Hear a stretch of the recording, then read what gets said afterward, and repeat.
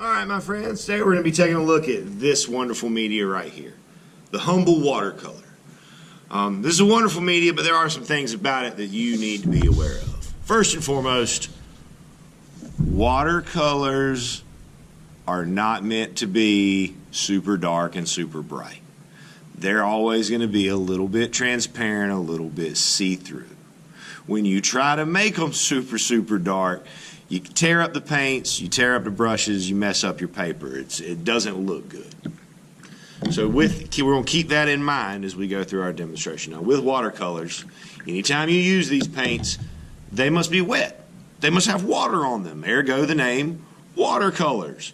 So before we can paint anything, we have to build up a puddle of water on top of that color. Because see, with watercolors, we don't ever want to be digging down into this paint, into this pigment. It tears up the paint, tears up the brushes. It's not good for anybody.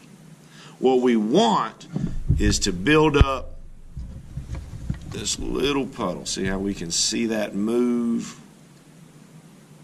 across the surface? Because when we paint with this type of paint, we don't actually paint with this, with that dry cake.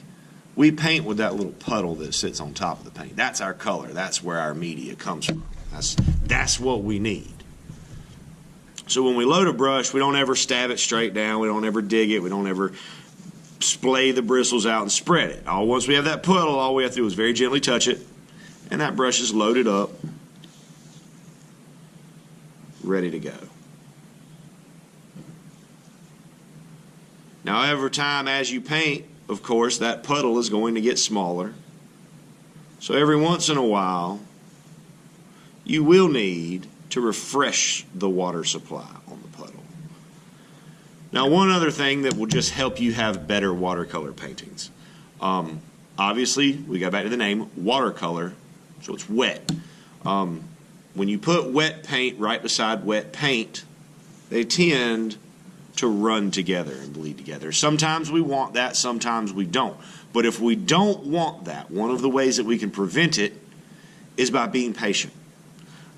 Once we paint something, we're going to let that paint dry for a second before we try to paint right next to it. Now that does mean, however, that I can still come down to the bottom. I can paint down here. Create some more of these wavy lines. I didn't really have a plan for those wavy lines. I just wanted to make some marks. And as I move up, that paint should be getting drier, so I should be able to just go right into it.